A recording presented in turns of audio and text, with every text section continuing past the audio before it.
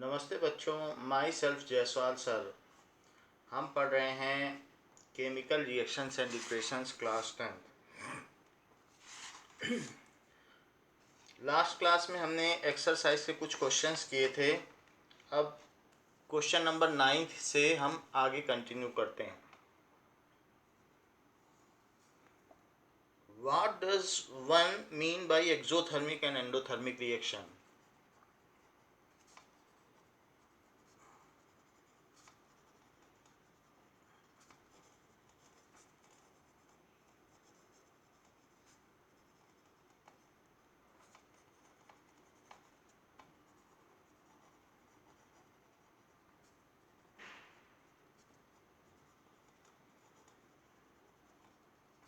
Give examples.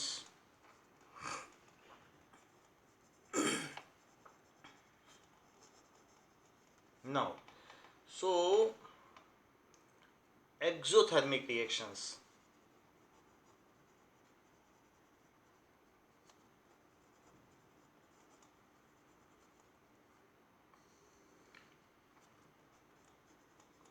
The chemical reactions in which energy is liberated in form of heat, flash, light is called exothermic reaction. The chemical reaction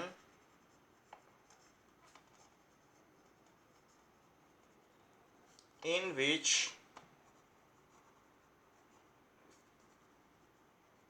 energy is liberated in form of heat, light and electricity कैसे?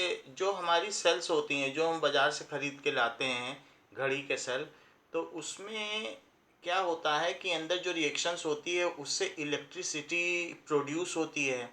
तो उसके अंदर जो reaction हो रही है वो एक एक्सोथर्मिक रिएक्शन है। क्यों? क्योंकि उस केमिकल रिएक्शन की वजह से उसमें इलेक्ट्रिसिटी प्रोड्यूस हो रही है। तो हम इलेक्ट्रिसिटी भी इसमें ऐड करेंगे। इसके लिए आपके थर्ड चैप्टर है, उसमें आपको बताया जाएगा कि कैसे इलेक्ट्रिसिटी पैदा होती है। So electricity, so energy is liberated in this form is called exothermic reaction.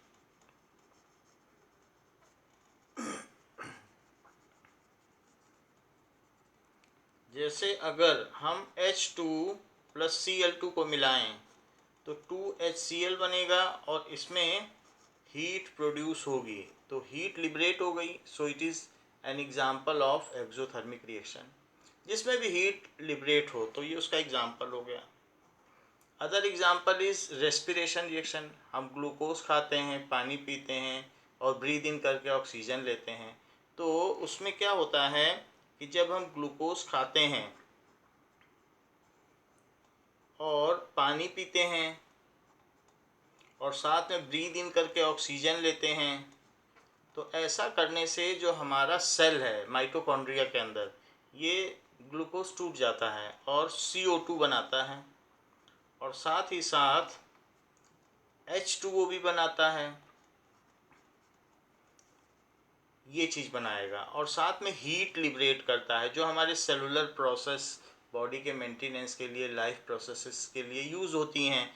तो ये जो रेस्पिरेशन है इसमें हीट रिलीज़ हो रही है, इसलिए जो रेस्पिरेशन या श्वसन की प्रक्रिया है उसको ऊष्माक्षेपी प्रक्रिया कहा जाता है। That is respiration. So respiration is a kind of exothermic reaction and it takes place at cellular site. ये सेल पर होती है। Breathing in and breathing out is a physical process but respiration takes place at cellular site. Breathe in और breathe out में तो हम सिर्फ oxygen लेते हैं और CO2 छोड़ते हैं। ये जो यहाँ पर वाटर बनता है वो यूरिन से निकल जाता है। CO2 मोस्टली H2O में सॉल्युबल है, तो ये भी यूरिन से निकल जाता है और 10% हम ब्रीद आउट कर देते हैं। Now endothermic reaction.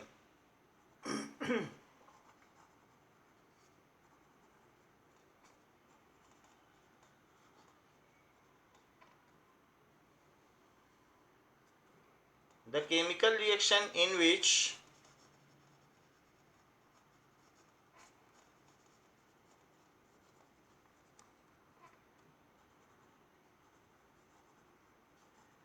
energy is absorbed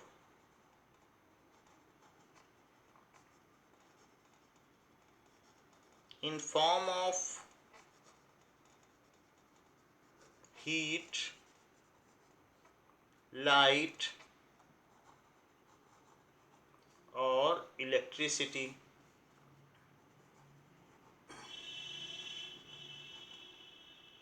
इस फॉर्म में अगर एनर्जी एब्जॉर्ब होती है, ऊर्जा का अवशोषण होता है इस फॉर्म में, देन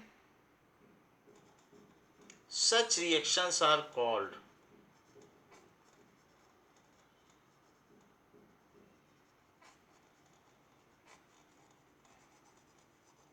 एंडोथर्मिक रिएक्शन.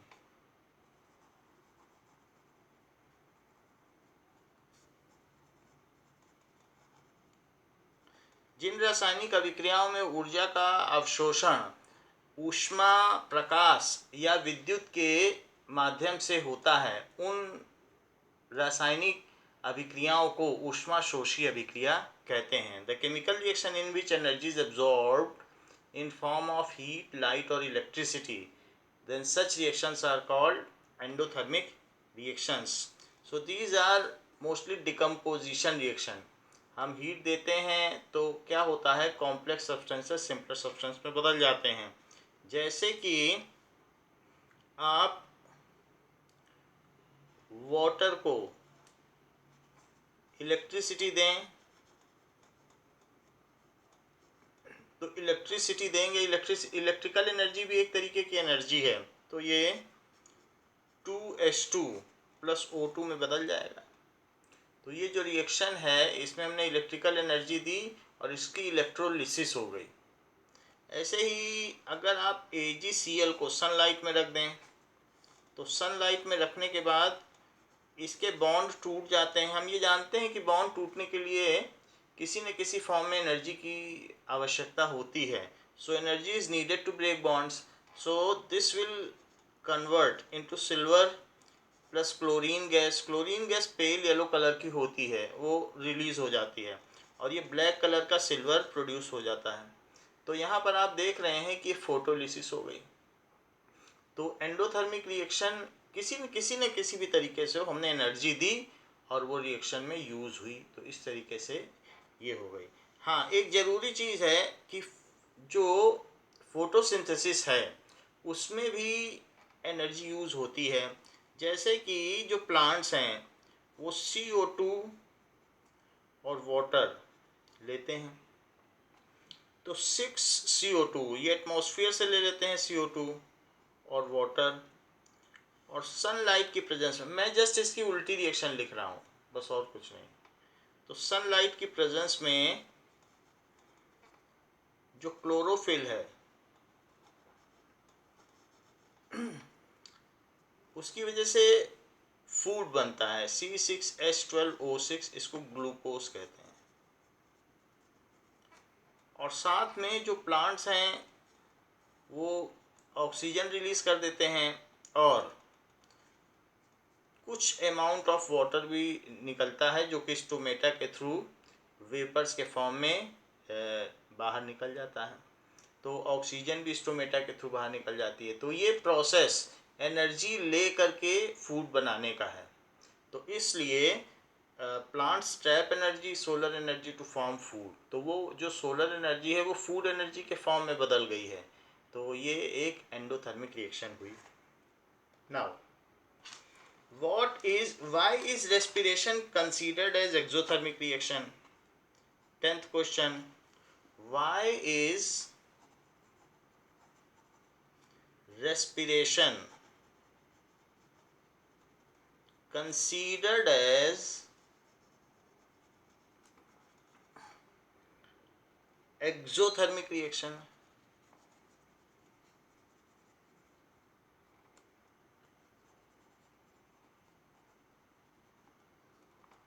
सो रेस्पिरेशन जो श्वसन की प्रक्रिया है उसको हम ऊष्माक्षेपी अभिक्रिया क्यों कहते हैं, इसको एक्सप्लेन करने को भी कहा गया है.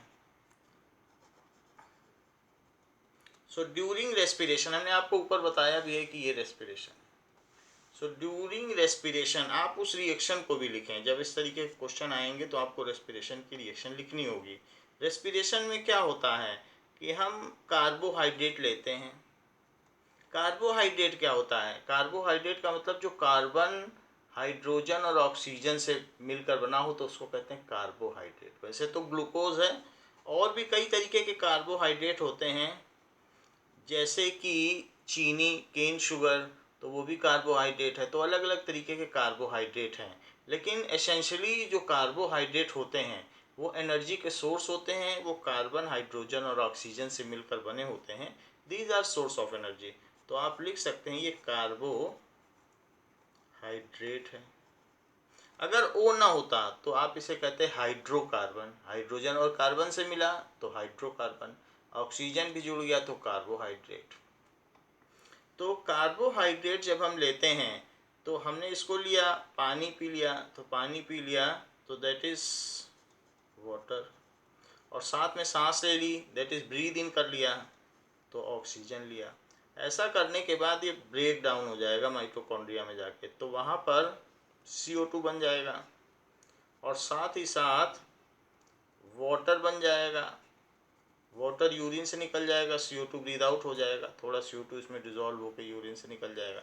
हाँ, इससे हीट एनर्जी प्रोड्यूस होती है जो हमारे लाइफ प्रोसेसेस में काम में आती है। So this is respiration reaction. तो अब हम इसको एक्सप्लेन करें कि क्यों इसको एक्सोथर्मिक रिएक्शन कहा गया है। Now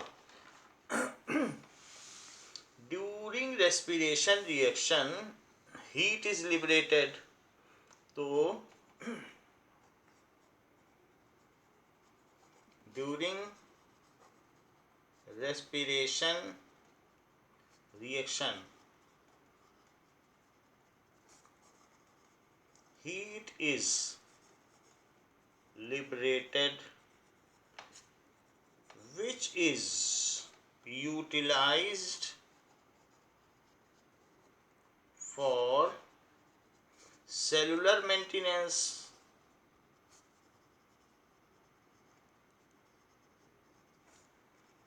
and life processes.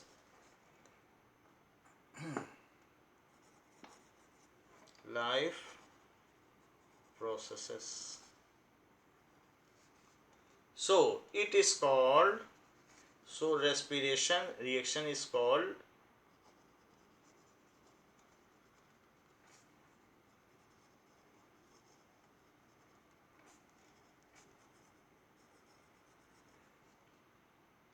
चूंकि हीट निकल रही है तो exothermic reaction.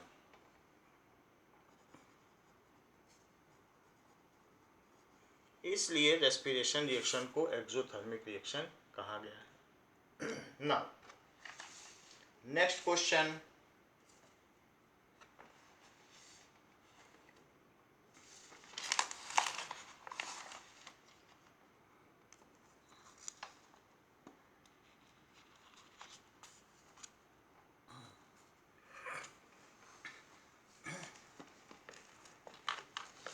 why are decomposition reactions called opposite of combination reaction? Write equations for these equations। तो इसका हमने आपको डिफरेंस लिखा दिया है। why are decomposition reactions are opposite of combination reaction। तो इनका जो भी डिफ्रेंशिएशन है वही आप लिख देंगे, उसमें एक एक रिएक्शन भी लिखी है, तो यही इसका आंसर होगा। 12th question,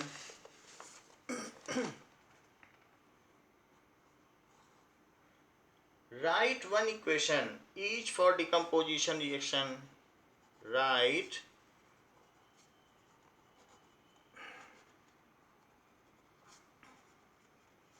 each for decomposition reaction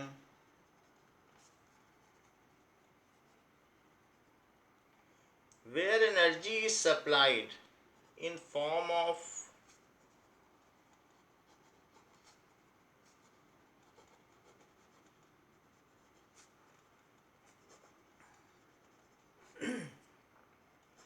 heat, light or electricity।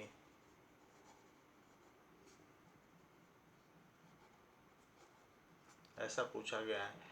तो ऐसी डिकम्पोजिशन सब सारी तरीके की लिखनी है आपको। हीट के फॉर्म में तो वहाँ थर्मोलिसिस, लाइट के फॉर्म में होगा तो फोटोलिसिस, और इलेक्ट्रिसिटी के फॉर्म में होगा तो इलेक्ट्रोलिसिस। सो सबसे पहले आप लिख लें थर्मोलिसिस,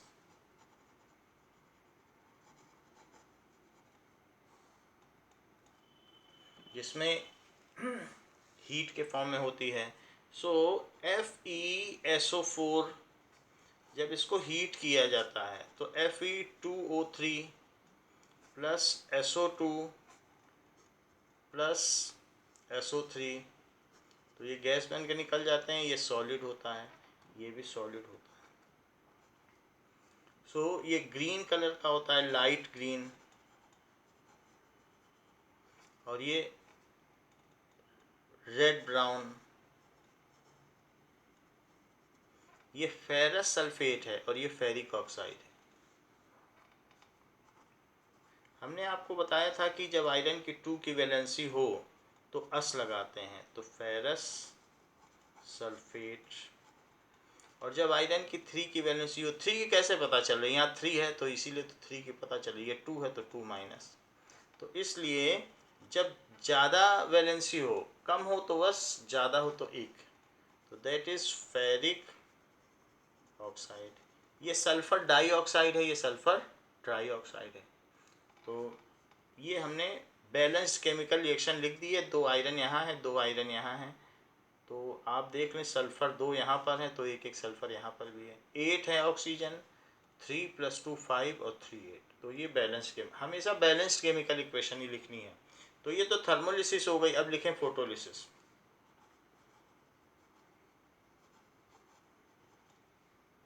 कि लाइट के वजह से अगर कहीं पर डिकम्पोजिशन रिएक्शन होती हो, तो ऐसी एक डिकम्पोजिशन रिएक्शन AgCl है जो सनलाइट में होती है।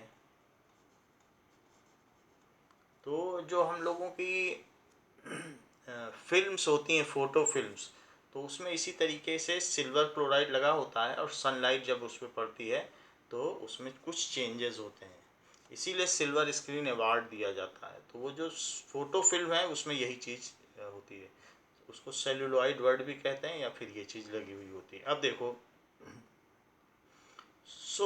जब इस पर सनलाइट पड़ेगी तो ये Ag में बदल जाएगा और क्लोरीन गैस उड़ जाएगी। ये ब्लैक कलर का सिल्वर होगा और ये सिल्वर क्लोराइड है। सिल्वर क्लोराइड वाइट कलर का होता है और जहाँ जहाँ सनलाइट पड़ेगी वहाँ वहाँ ये ब्लैक हो जाता है।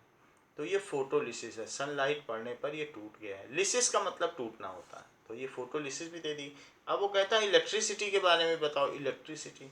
तो जब इलेक्ट्रिसिटी होगी तो इलेक्ट्रोलिसिस।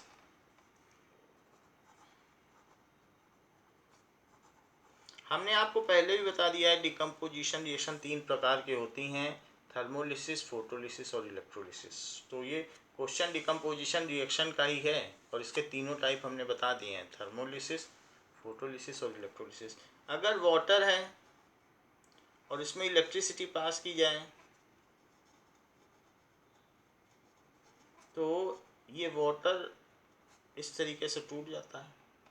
सेल्स के दोनों टर्मिनल्स पर हाइड्रोजन और ऑक्सीजन गैस के बबल निकलने लगते हैं, तो ये इलेक्ट्रोलिसिस है। तो इस तरीके से हम एनर्जी या तो हीट के फॉर्म में दे रहे हैं या सनलाइट के फॉर्म में दे रहे हैं या इलेक्ट्रिसिटी। इसको डेल्टा कहते हैं, इस साइन को कहते हैं डेल्टा, और इसका मतलब होता है कि हीट दी जा रही है। नाउ अब देखें 13th question. What is the difference between displacement and double displacement reaction? Write equations for this reaction. ये क्वेश्चन आपको बताया जा चुका है। What is the difference between displacement and double displacement reaction? तो displacement and double displacement reaction के बीच में क्या अंतर है, तो ये क्वेश्चन आपको बताया जा चुका है, इसकी इक्वेशन भी बताई जा चुकी है। 13 क्वेश्चन आप पीछे के वीडियोस में देख लें। 14th. So let us come to 14th question. 14th question क्या है? In the refining of silver, the recovery of silver in the refining of silver, यानी सिल्वर के शुद्धिकरण में जब हम सिल्वर का एक्सट्रैक्शन करते हैं, refining of silver, the recovery of silver,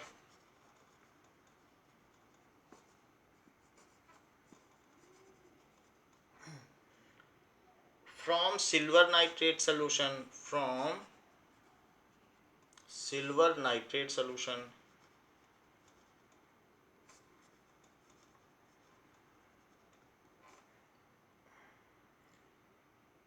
involves displacement by copper metal, involves displacement by copper metal,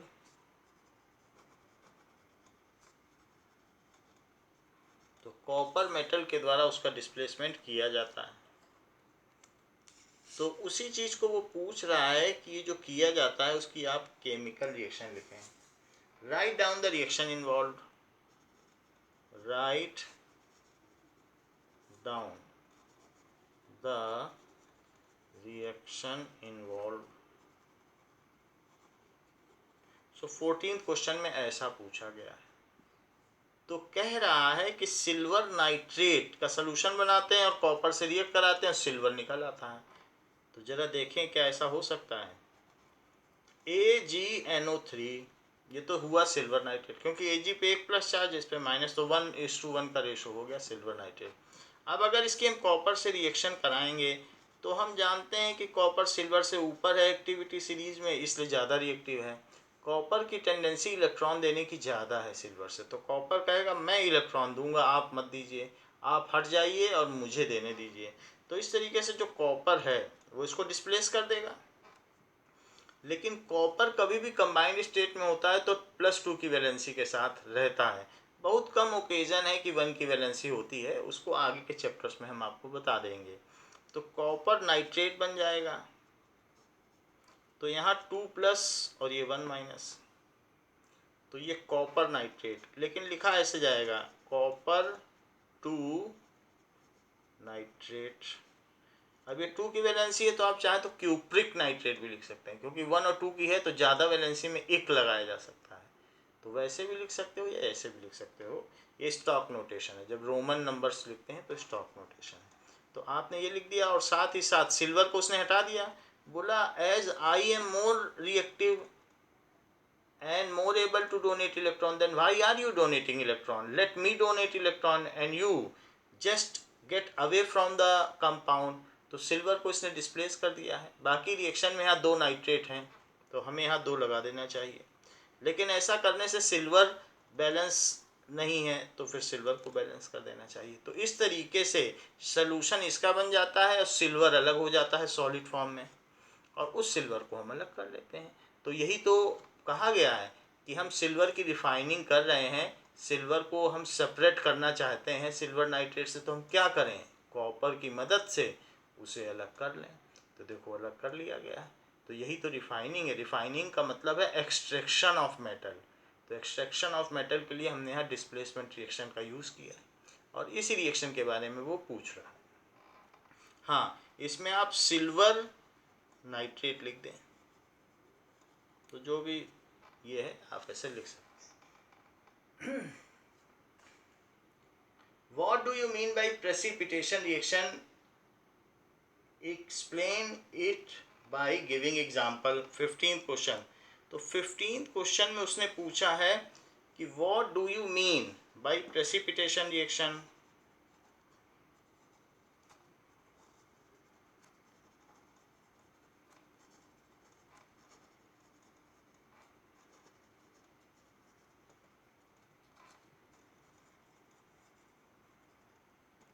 Give example। देखिए ये हमने आपको पहले बता दिया है, फिर भी वर्बली हम बता दे रहे हैं।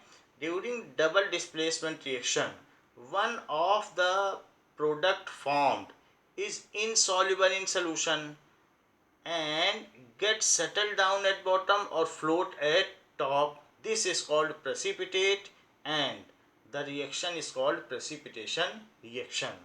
यानी in double displacement reaction one of the product form is insoluble in solution.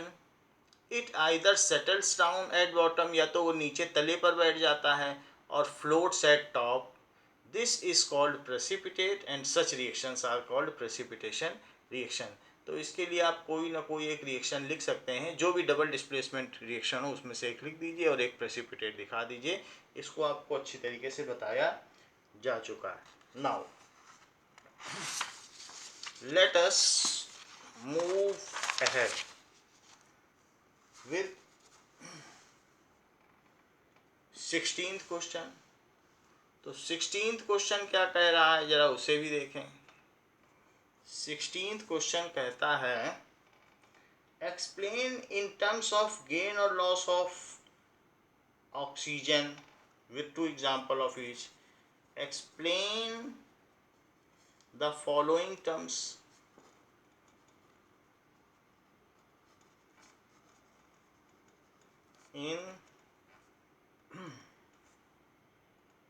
Explain the following in terms of gain or loss of oxygen. सो उसने ऑक्सीडेशन एंड रिडक्शन पूछा है. सो ऑक्सीडेशन एंड रिडक्शन को आप एक्सप्लेन कर लीजिएगा. इसको पहले के टॉपिक्स में आपको बताया जा चुका है और इसके कुछ एग्जाम्पल भी पूछ रहे हैं. And give 2 example for each with 2 examples for each. तो इनके एग्जाम्पल भी दे दीजिएगा. A shiny brown coloured element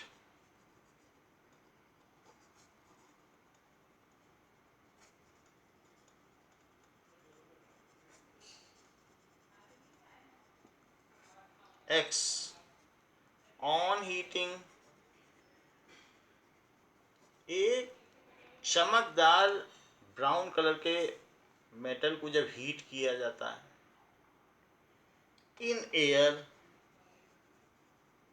becomes black in color.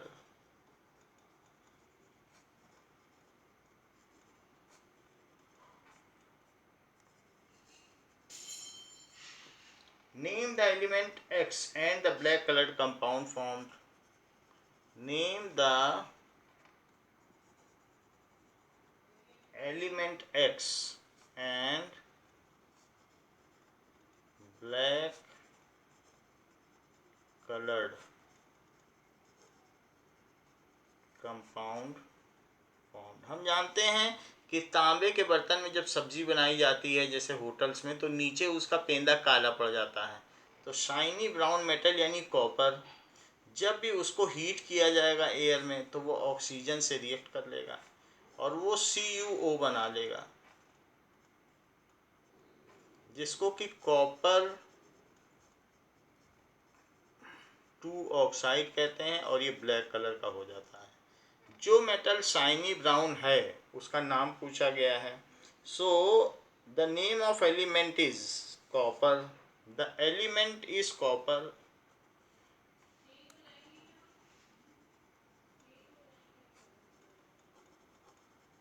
And black colored compound form is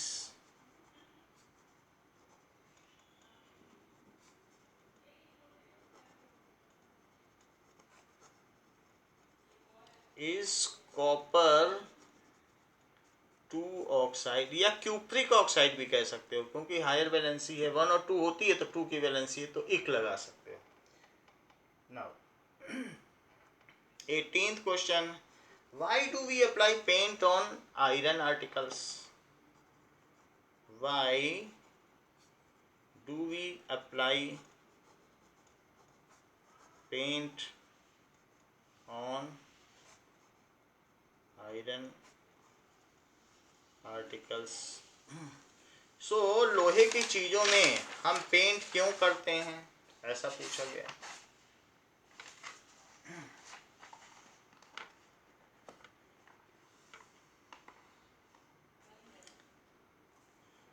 Paint is applied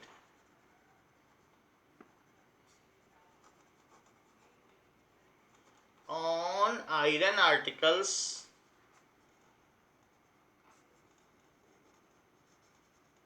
to prevent them from rusting, to prevent rusting, उनको rusting से बचाने के लिए किया जाता है। When a coat of paint is applied, when a coat of paint is applied to the surface of iron article, to the surface of iron article,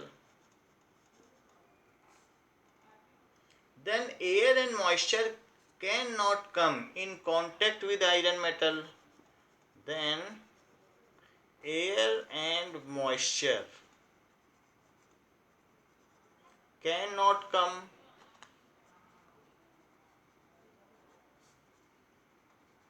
in contact with iron article,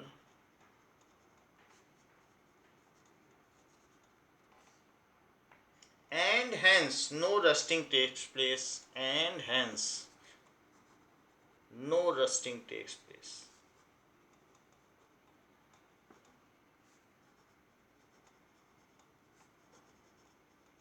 जब हम paint लगाते हैं तो वो surface external atmosphere से isolate हो जाती है और इस तरीके से उस पर जंग नहीं लगती। नेक्स्ट क्वेश्चन पूछा गया है कि oil and fat containing food items are flushed with nitrogen.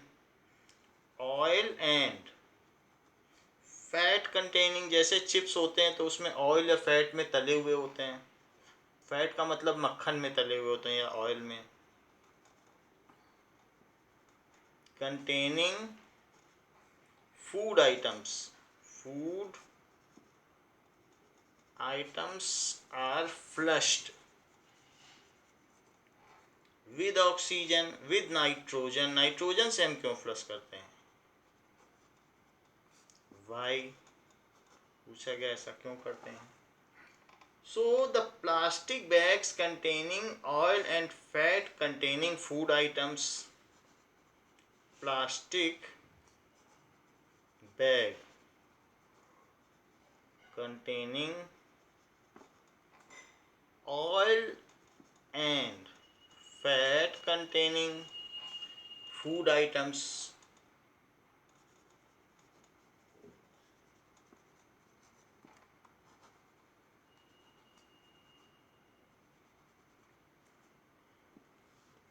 जैसे कि पोटैटो चिप्स,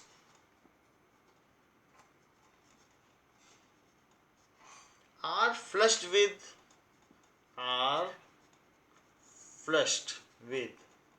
उसमें नाइट्रोजन गैस फ्लश कर दी जाती है। Flushed with unreactive nitrogen gas, unreactive nitrogen gas, उससे उसको फ्लश कर दिया जाता है। So as to prevent them from getting oxidized, so as to prevent them from getting oxidized, उनको ऑक्सीडेशन से बचाने के लिए, क्योंकि ऑक्सीजन हटाकर उसमें नाइट्रोजन भर दी गई है। एंड टर्न रेंसिड, उनको रेंसिडिटी से भी बचाने के लिए। प्रिवेंट तो लिखा ही है, दोनों के लिए प्रिवेंट आया है। This is because the presence of air, as if there is oxygen in the packet, if there is oxygen in the packet, then it will convert oil या फैट को किस में कन्वर्ट कर देगी? Into bitter testing fatty acid,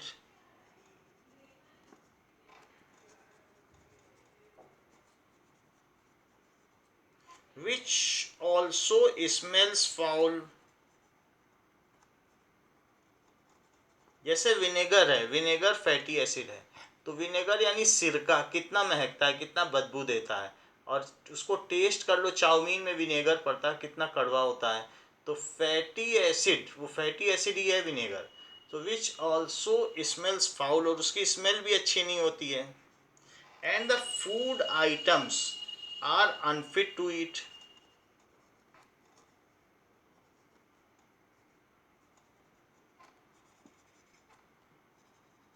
unfit to get consumed। तो ये सारी चीज़ें हो जाएंगी। So to prevent spoiling food items we flush the fried edible items with nitrogen। So to prevent spoiling of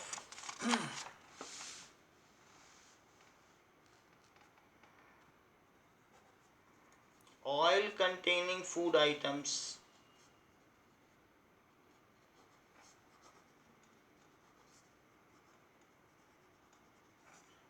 we flush them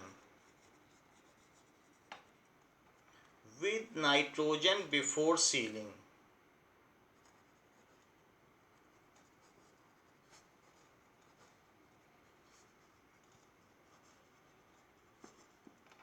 In this case, food remains fresh until it is opened। In this case, food remains fresh until it is opened। जब तक कि इसे खोला नहीं जाता तब तक ये फ्रेश बना रहता है। Now, explain the following terms with one example of each।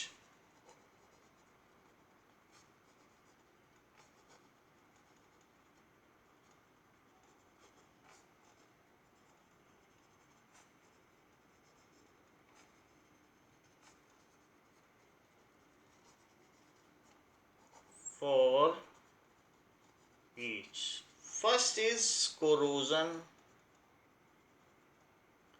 and second is rusting, that is rancidity।